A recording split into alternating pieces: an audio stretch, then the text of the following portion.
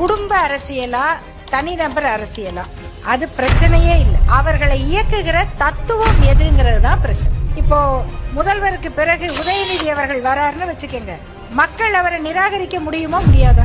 கரூர்ல நடந்தது, 41 பேரு விசாரணை நடக்குது, அதெல்லாம் ஒரு பக்கம் வச்சுக்கலாம். ஒரு வினாடியில அந்த குழந்தை நினைச்சு பார்த்திருக்குமா நம்ம வாழ்க்கை இப்படி முடிய போகுதுன்னு?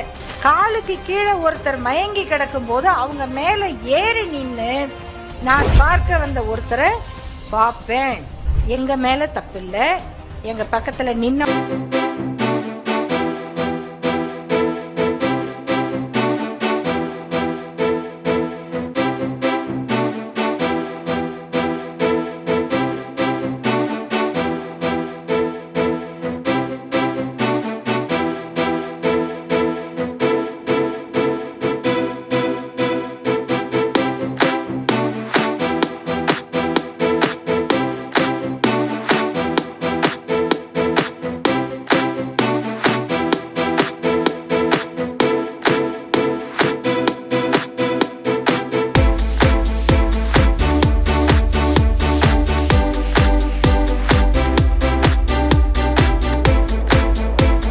திருத்த முடியாது.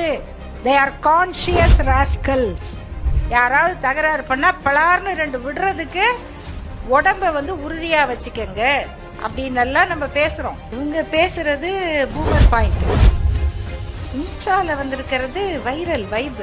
இப்ப இந்த வைப் ஆகிற இந்த வைரலை பாக்குறதா, இந்த அறிவுரை சொல்ற பூமரை கேக்குறதா? அவங்க உங்களை விட சின்ன பசங்க தானே, அவங்கள வழி நடத்த வேண்டிய இடத்துல நீங்க இருக்கீங்க, உங்களுக்கும் அந்த பொறுப்பு இருக்குல்ல.